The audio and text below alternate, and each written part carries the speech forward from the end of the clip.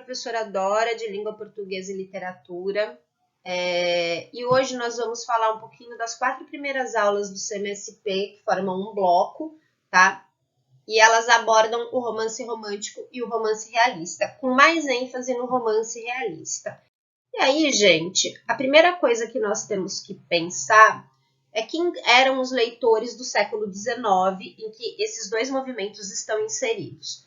Bom, a literatura nessa época servia como entretenimento. Assim como nós temos hoje todas essas mídias e plataformas e nós nos alimentamos intelectualmente dessas mídias, o romance, ele funcionava dessa mesma maneira. Eles eram publicados em livros, em folhetins, e as pessoas consumiam literatura, muito mais do que hoje, inclusive.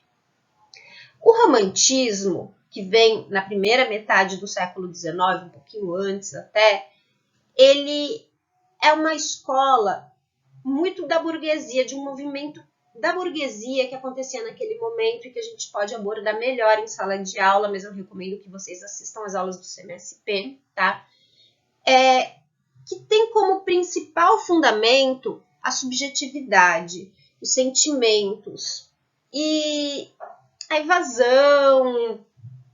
As personagens são muito idealizadas, então o herói, ele sempre é bom, muito bom, e dotado de bons sentimentos. Enfim, com algumas correntes filosóficas e sociais da segunda metade do século XIX, o marxismo, a psicanálise do Freud, o determinismo social, as coisas começam a mudar na sociedade. E algumas obras começam a contribuir com essas transformações. E aí nós temos uma primeira obra chamada Madame Bovary, que está sendo bem discutida na segunda aula do CMSP. Eu recomendo que vocês assistam essa aula, tá? Na segunda aula do segundo bimestre, que inaugura o realismo na Europa. Sempre primeiro lá, depois chega no Brasil. Bom, o que é essa obra? Madame Bovary não é nenhum spoiler, porque é uma obra do século XIX, já aconteceu e todo mundo já sabe mais ou menos do que fala, mas eu recomendo que vocês leiam porque é interessantíssimo. Vai falar sobre o adultério. E o adultério é um tabu hoje, né? No século XXI, então na época era muito tabu. Então, assim, fundamentado principalmente pelo determinismo social, que diz o seguinte, que o homem é o fruto do meio, o produto do meio que ele está inserido. Então, ele vai responder conforme ele for recebendo os estímulos que a sociedade está mandando para ele. Então, não existe mais aquela idealização do herói. Não existe mais uma personagem que só é boa. Existe uma personagem que é fruto do meio, produto do meio que ela está inserida. O realismo, e aí o nome já é muito autoexplicativo, ele é muito baseado nisso, tá? Então, aqui eu tenho uma tabela que distingue os dois, né? E eles são quase opostos, né? Enquanto o romantismo age na subjetividade diz respeito ao eu, o que eu sinto, o que eu penso, o realismo é objetivo. É como se fosse uma câmera filmando as personagens. Não existe uma influência de sentimentos até do próprio autor. Enquanto o romantismo trabalha no campo da imaginação, o realismo da realidade. Sentimento, razão, verdade individual, e aí também diz respeito à subjetividade, verdade universal, sociedade, o que está acontecendo no mundo. Fantasia, devaneio, fatos.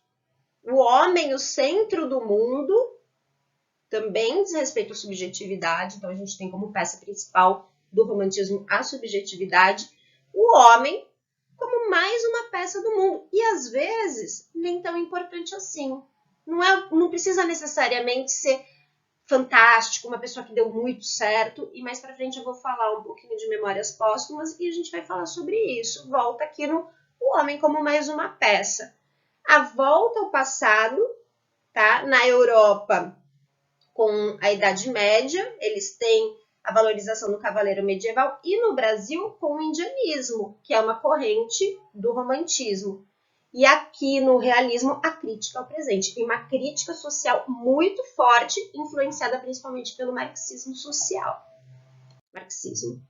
Bom, aqui eu tenho um slide que é uma fala do Eça de Queiroz, que aponta as características também, tá, do romantismo e do realismo. Então, o romantismo era a apoteose dos sentimentos, da subjetividade, do eu. O realismo é a anatomia do caráter. Então, tem muita gente que coloca, e o Alfredo Bose, inclusive, que também tem uma aula muito legal no CMSP, que traz a obra A História Concisa da Literatura do Alfredo Bose e que faz essa análise das duas escolas, tá? É a arte que pinta a nossos próprios olhos para condenar o que houve de mal na nossa sociedade. E por fim, gente, eu trouxe duas obras, mas antes de falar das obras, eu quero falar da obra que inaugura, da obra literária que inaugura o realismo no Brasil, que é uma obra do Machado de Assis, Memórias Póstumas de Brás Cubas. Brás Cubas é um narrador em primeira pessoa, ele é um defunto autor, então essa palavra já nos diz muito, porque ele não é um autor defunto, um autor que já morreu, como o Machado de Assis e tantos outros que nós lemos. Ele conta a história a partir da sua morte. Ali já existe uma isenção. E aqui a gente consegue perceber muito a diferença. Existem 1000 críticas sobre a sociedade brasileira, sobre o romantismo, que é a escola que antecede, mas existem também essas nuances do realismo.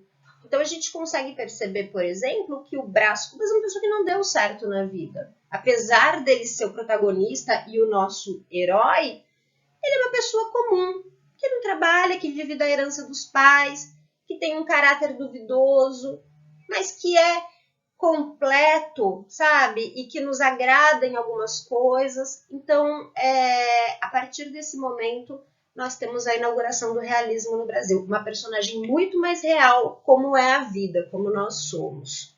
Eu gostaria de falar muito mais sobre essa escola, que é uma escola que eu gosto muito, e eu espero ter a oportunidade de falar com vocês em sala de aula sobre isso. Aqui eu trouxe duas obras para que vocês percebam a diferença entre uma pintura realista e uma pintura do período romântico. Então, essa primeira, dos Britadores de Pedra, é uma obra realista.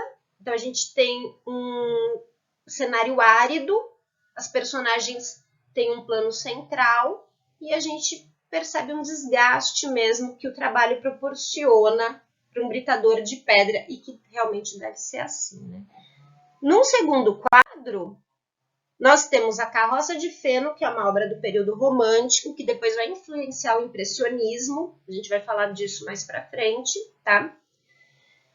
E aqui não. Aqui nós também temos trabalhadores, mas os trabalhadores estão num plano secundário.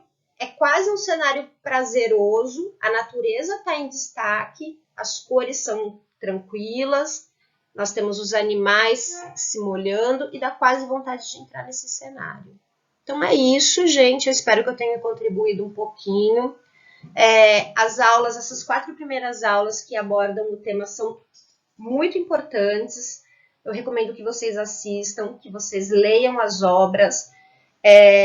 Madame Bovary e Memórias Póstumas de Brás Cubas, vocês também encontram em filmes, tá? E os filmes são bem fiéis às obras.